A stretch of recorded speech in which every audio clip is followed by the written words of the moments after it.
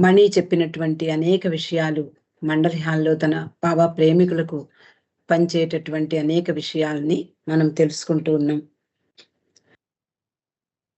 గురుప్రసాద్‌లోను, అలాగే బాబా దర్శన కార్యక్రమాల్లోనూ జరిగినటువంటి విషయాలన్నీ కూడా అంటే వినోదం కలిగించేవి లేదా తమాషా అయిన సంఘటనలు ఇవన్నీ కూడా మనకి చెప్తోంది.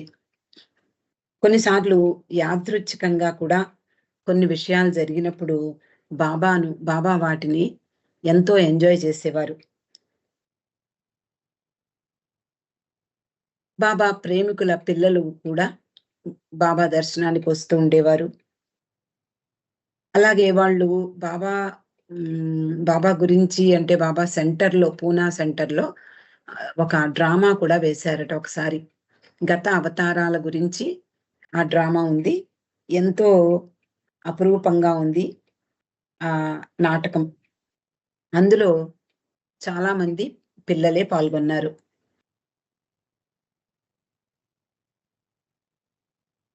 అలాగే మరో తమాషా సంఘటన చెప్తోంది మణి. బాబాకు 2వ కారు ప్రమాదం జరిగిన తర్వాత గురుప్రసాద్‌లో ఉన్నారు.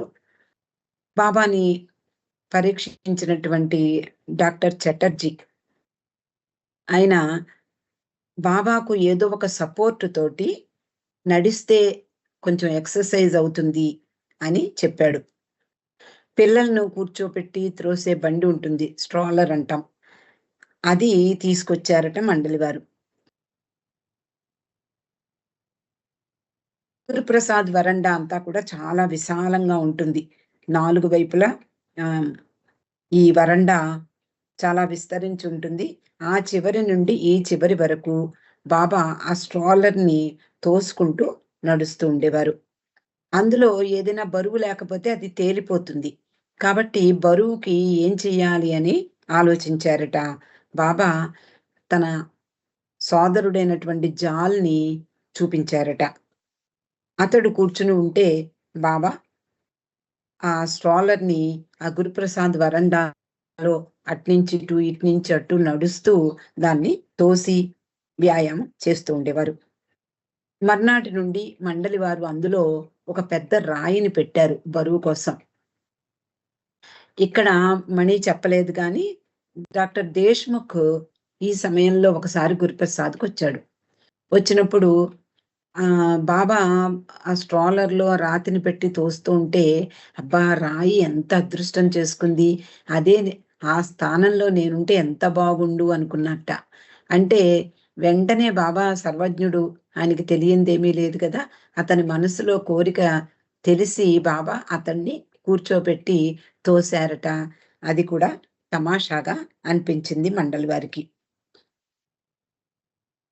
ఒకసారి గురుప్రసాద్‌లోని పెద్ద హాల్‌లో అక్కడున్నటువంటి పెద్ద హాల్‌లో దర్శన కార్యక్రమం జరిగింది. ఆ సమయంలో ఇద్దరు అమెరికా స్త్రీలు వచ్చారు. వాళ్ళు బాబా చూడ్డానికి కాదు, బాబా దర్శనానికి కాకుండా ఎవరో వాళ్ళ ఫ్రెండ్స్ బాబా దర్శనానికొస్తుంటే వాళ్ళను కలవడానికి గురుప్రసాద్‌కి వచ్చారు. వాళ్ళిద్దరూ మరి వాళ్ళకి వేరే పనేం లేదు. బాబా అంటే ఎవరో తెలీదు. బాబా గురించి కూడా తెలీదు. కేవలం తమ స్నేహితుల్ని చూడ్డానికి గురుప్రసాద్‌కొచ్చారు. అందరితో పాటు వాళ్ళు కూడా కుర్చీల్లో కూర్చున్నారు. అంతేకాకుండా వాళ్ళు ఈ కార్యక్రమం అంతా కూడా చూస్తూ ఉన్నారు. బాబాని, అలాగే అక్కడ జరిగేటటువంటి విషయాలు, అక్కడే బాబాని దర్శించేటటువంటి అనేక మంది ప్రజలు వీళ్ళందరూని కూడా వాళ్ళు ఇద్దరూ చూసి చాలా ఆనందిస్తున్నారు. వాళ్ళు బాబా ప్రేమికులు కారు. ఆ సమయంలో బాబా పూర్తిగా తన దృష్టిని తన ప్రేమికుల మీద పెట్టారు.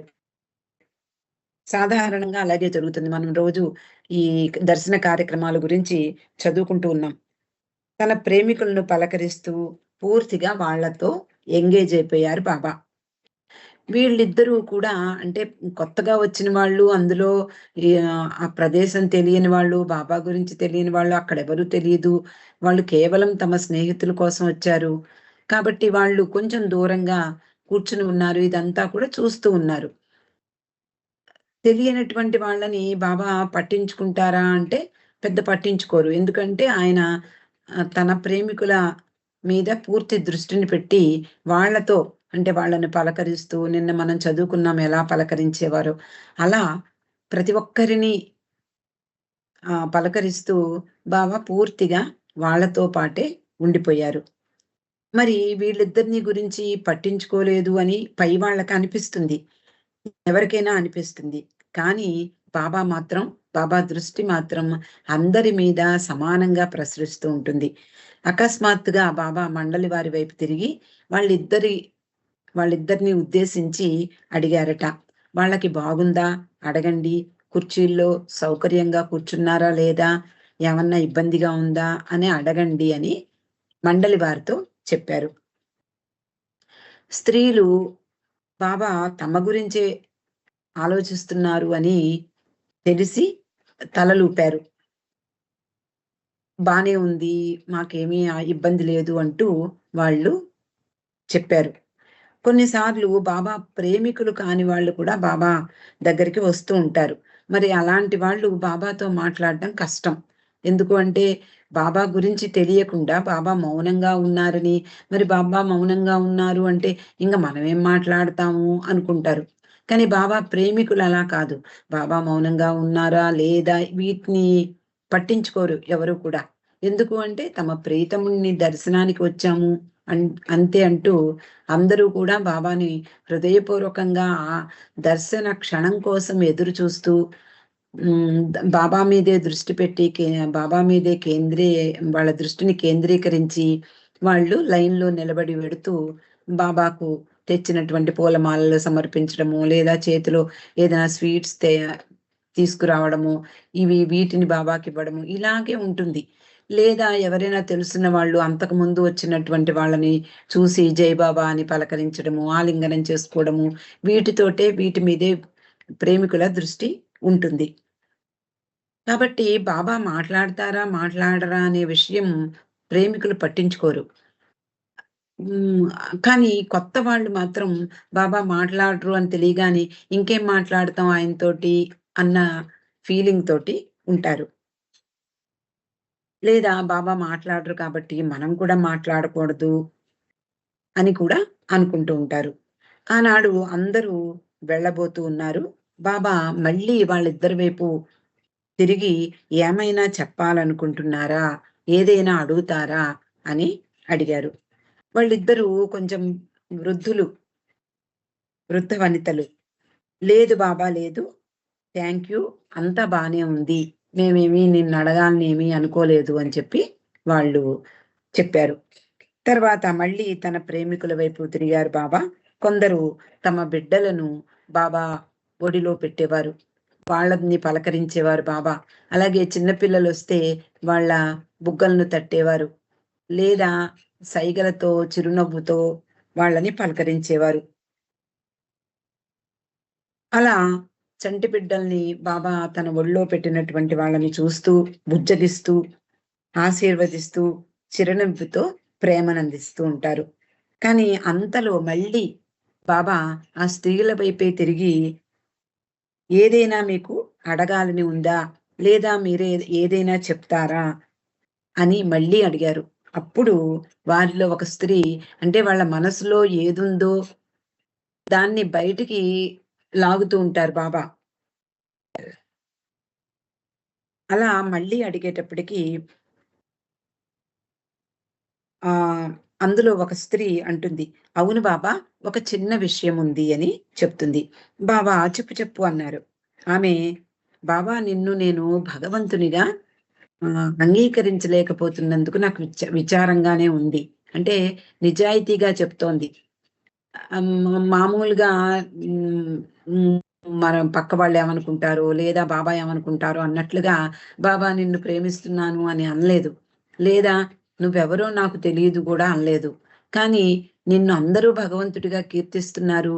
నిన్ను నేను భగవంతుడిగా అంగీకరించలేకపోతున్నాను బాబా అంటూ నిజాయితీగా ఒప్పుకుంటూ, కానీ నిన్ను నేను ఫ్రెండ్‌గా తీసుకోవచ్చా అని అడిగింది.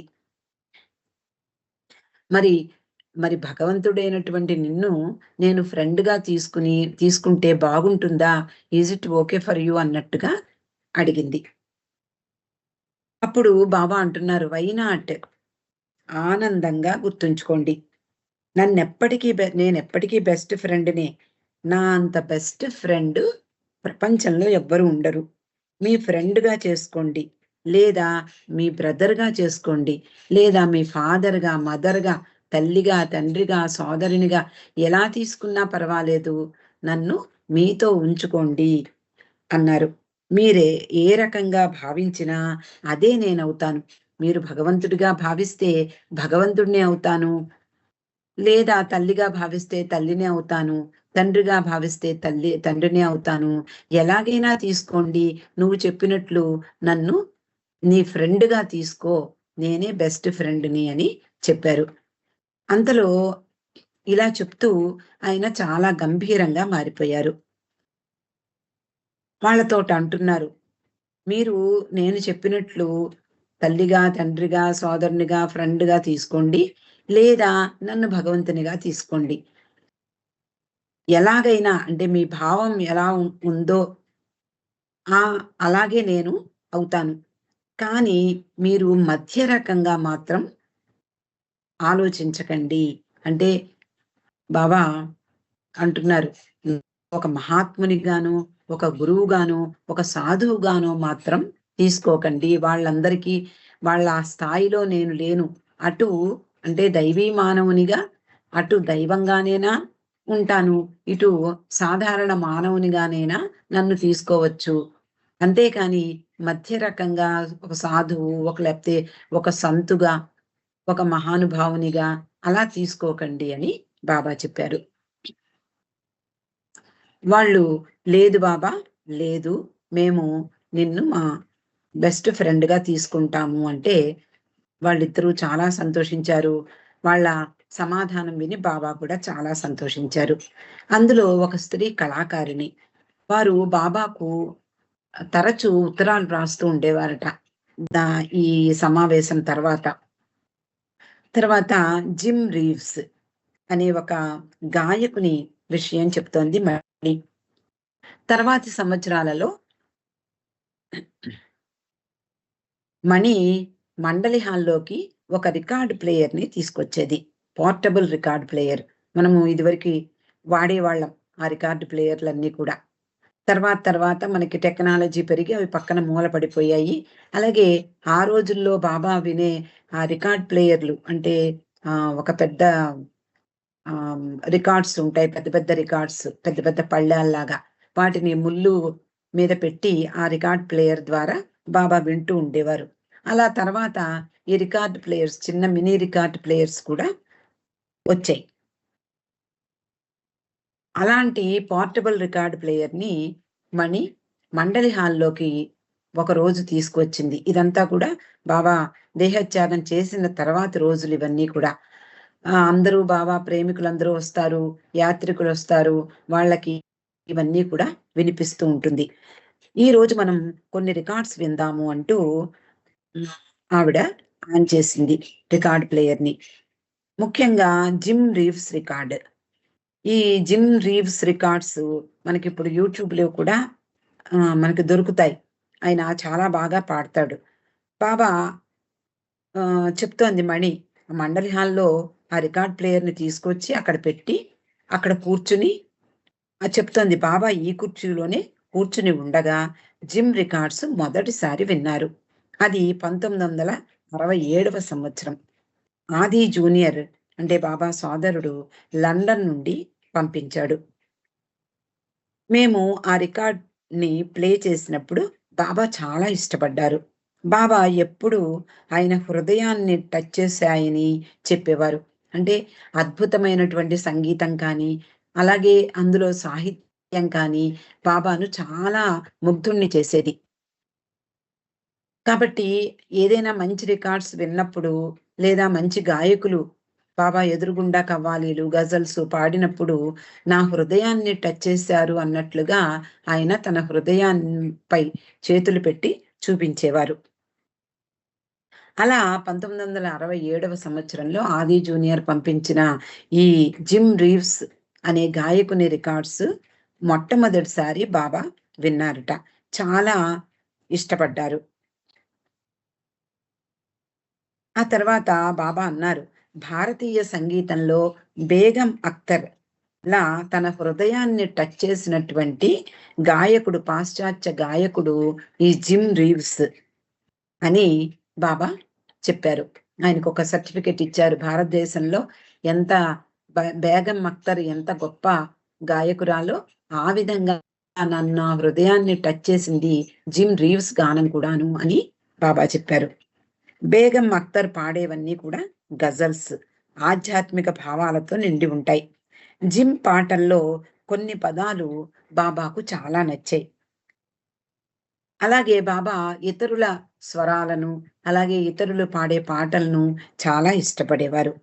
1968లో గురుప్రసాద్లో ఉన్నారు. బాబా చెప్పారు, పూనాలో దొరికేటటువంటి జిమ్ రికార్డ్స్ ని తీసుకురండి అన్నారు.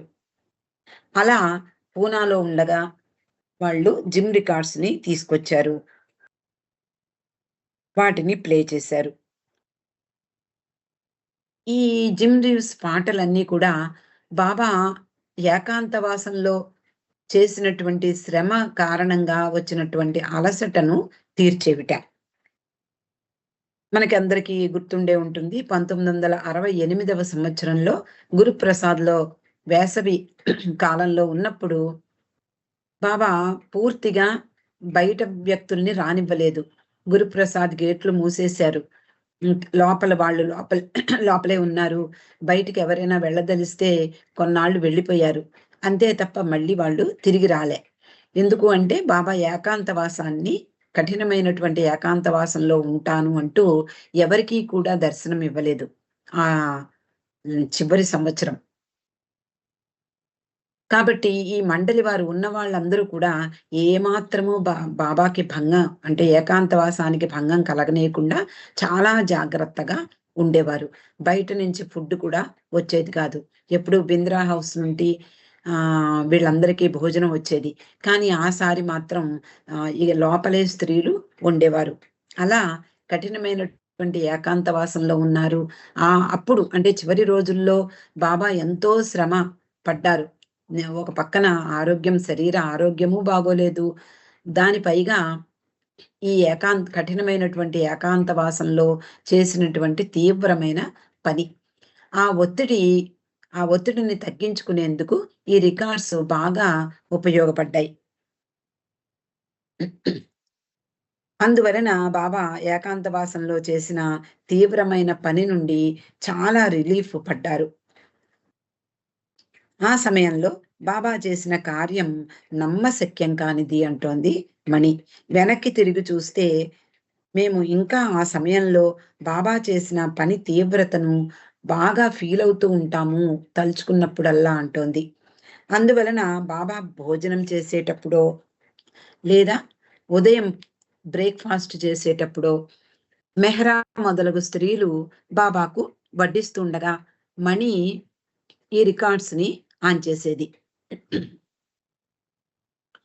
బాబా వింటూ ఎంత బాగుంది అంటూ, మెహ్రా విను విను, ఆ ప్లేటు కింద పెట్టు, తర్వాత చూద్దుగాన్లే, ముందు ఇది విను అంటూ, చూసావా ఇది మనం వినలేదు, ఈ రికార్డ్స్ ఎప్పుడు మనం వినలేదు కదా, ఇది కొత్తది అంటూ మెహ్రాని జాగ్రత్తగా వినమని చెప్పేవారు.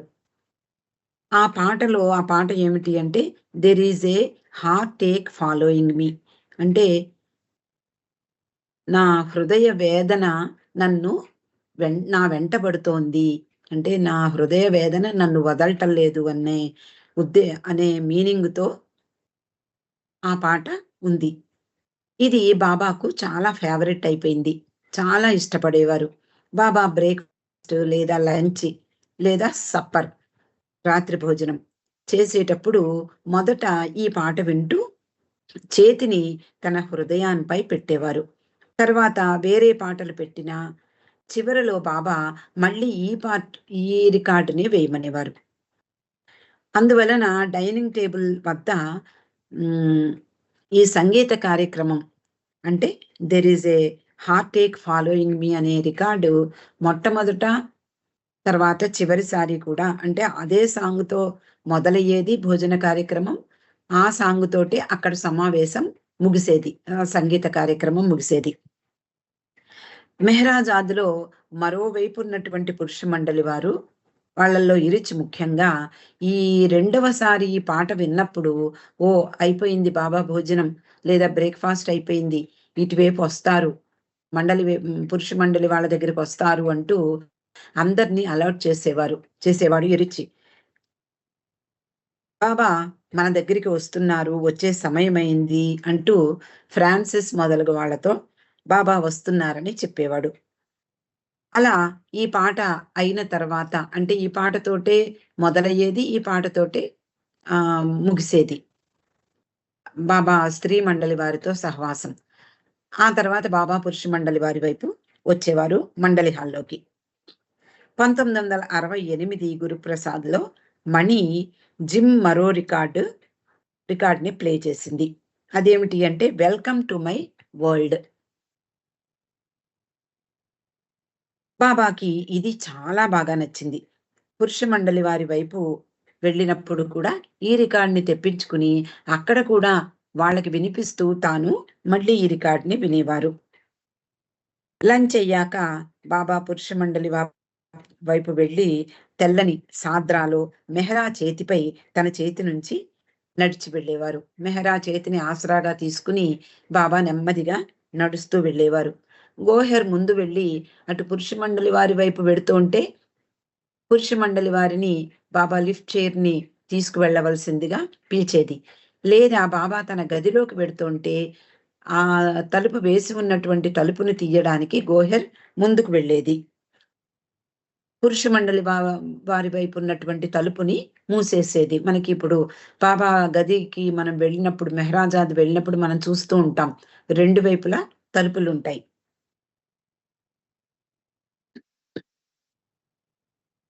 ఆసారి బాబా ఈ రికార్డు పూర్తిగా అవ్వలేదట. ఈ జిమ్ రికార్డు పూర్తి అవ్వకుండానే బాబా బయలుదేరి వెళ్ళిపోయారు. అందువలన మణి కూడా ఆ రికార్డ్ ప్లేయర్ని పట్టుకుని బాబాతో కూడా బాబా గదిలోకి వెళ్ళింది. ఈ పాటని బాబా వింటూ ఆయన గదిలో లోపలికి వెళ్ళి కూర్చున్నారు. బాబా ముఖంలో ఆ ప్రకాశము చాలా స్పష్టంగా చూసిందట మణి ఈ రికార్డుని వినేటప్పుడు. బాబాతో కూర్చునే కొద్ది మంది మండలి వారే ఉన్నారు అక్కడ. బాబా వెళ్ళి ఆయన కుర్చీలో కూర్చున్నారు. మణి వెల్కమ్ టు మై వరల్డ్ అనే రికార్డ్ని ప్లే చేసింది. బాబా వాళ్ళందరినీ జాగ్రత్తగా వినండి, అందులో ఒక మంచి సందేశం ఉంది, వినండి అన్నారు. అదేమిటి అంటే ఆ పాటలో ఇలా ఉంది, knock and the door will open, seek and you will find, ask you will be given, the key to this world of mine, I will be waiting here with my arms unfold, waiting just for you, welcome to my world. ఎంత గొప్ప పాటని ఇక్కడ బాబా వినండి వినండి అన్నారు. అందుకని మనం కూడా వినడానికి దీన్ని చదివాను. ఇక్కడ దీంట్లో అర్థం ఏమిటి అంటే, knock and the door will open, తలుపు తట్టండి, ఆ తలుపు తప్పకుండా తెరుచుకుంటుంది. Seek and you will find, అన్వేషిస్తే నీకు తప్పకుండా దొరుకుతుంది.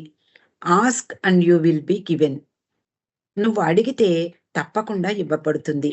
The key to this world of mind, ఈ నా ప్రపంచం యొక్క తాళం చెవి ఇది.